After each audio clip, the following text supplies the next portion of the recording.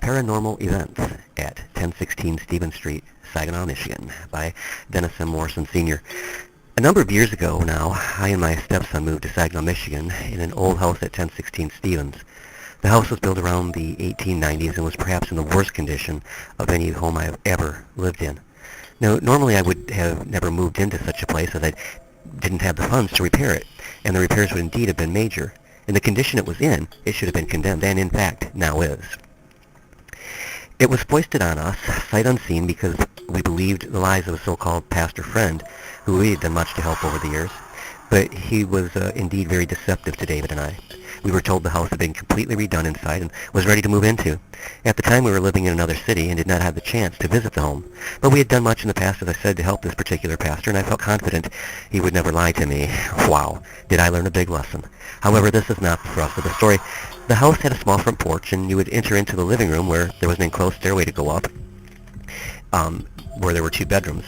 There was also one bedroom off the living room. Then at the far end of the living room was a hall with a bedroom, a very small furnace room, and then the kitchen, off from which was the most offensive bathroom I've ever seen in my life. The house was filled with other people's trash, and even dog feces ground into the carpeting upstairs. But yes, indeed, it was ready for us to move directly into. Thanks, dear friend. When we arrived there was a dumpster in the driveway, people going into the house, throwing things into the dumpster. We had to leave our stuff packed on the trailer for days before we could put anything, before other people's garbage was out of the way that we could even move anything into our house.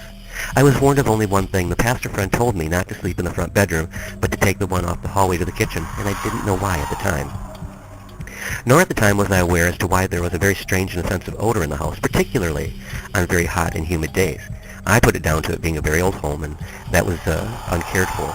Boy, was I wrong. I found out much later that the odor was because a young man, about my stepson's age, had died in the house. His body had remained there for weeks during the heat of the summer, and was not discovered until the smell became so unbearable that neighbors complained. That odor was never taken care of, and it's never left the house. The young man, from the story told, had been seriously ill and had in fact overdosed on his medication. Now, the fact that someone passed there did not bother me. You must expect this in an old home.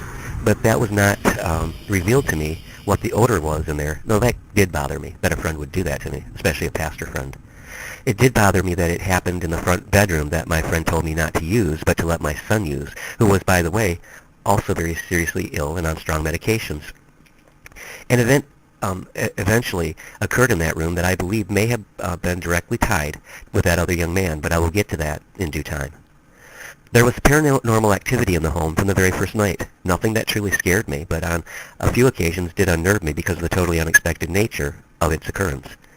So I set up my bedroom in the center room and David in the front one, which, by the way, also leaked profusely. The house was so well repaired by my friend that there were gaping holes in the actual roof over that bedroom. For some reason, I was having a difficult time sleeping that first night, and I went upstairs and stretched out in one of those bedrooms where I quickly drifted off, but was not sleeping long when I was awakened by a very soft singing in the room. A woman's voice, African American.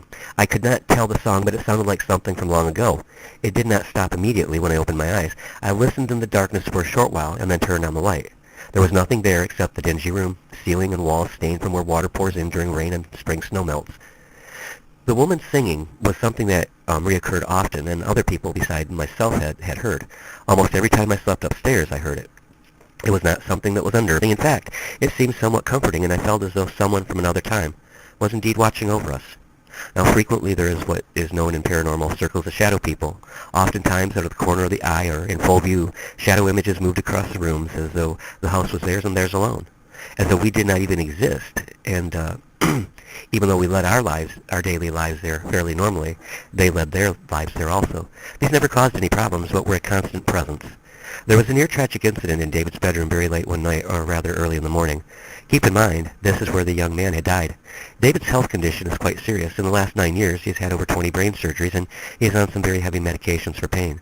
God has indeed watched over David in many very critical situations, and indeed, he did on this particular night. It was around 3 a.m. and I was sleeping in the living room just outside of David's room because he had been feeling very poorly that entire previous day. About 3 o'clock in the morning, I sat bolt up and awake from a deep sound sleep. Something was wrong, and I could swear a young male voice awakened me. I dashed into David's room, and my stomach went numb. There he was laying on the floor, turning blue and not breathing. I cannot even convey the horror I felt at the moment. I called 911, and as the paramedics were on their way, the lady on the phone was instructing me on how to begin CPR. What are the odds that such a similar event would happen in that same room to two young men with extreme medical conditions? And who woke me up from that sound sleep? I know God allowed it. Of that there is no doubt, and I give him credit for that. And then there was that voice.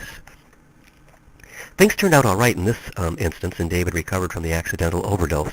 Often David and I would hear our names called out. Many times in the morning as David laid in bed, he would see a form of a young man walking past his door going toward the kitchen and bathroom. At that point, we still didn't know that there was a young man that had passed there. Yes, our old house was occupied by residents other than ourselves, but they never meant us any harm, and at least on the one occasion truly seemed to help.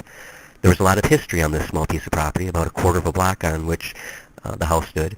While this likely has nothing to do with the paranormal activity, but though it could, I will include it here just briefly. Then again, this just goes to show the progression of life on this and surrounding lots, beginning in very ancient times. I did a lot of digging on this small piece of property and found many relics and artifacts. You see, beneath the dirt about 20 inches down, you begin to hit clay.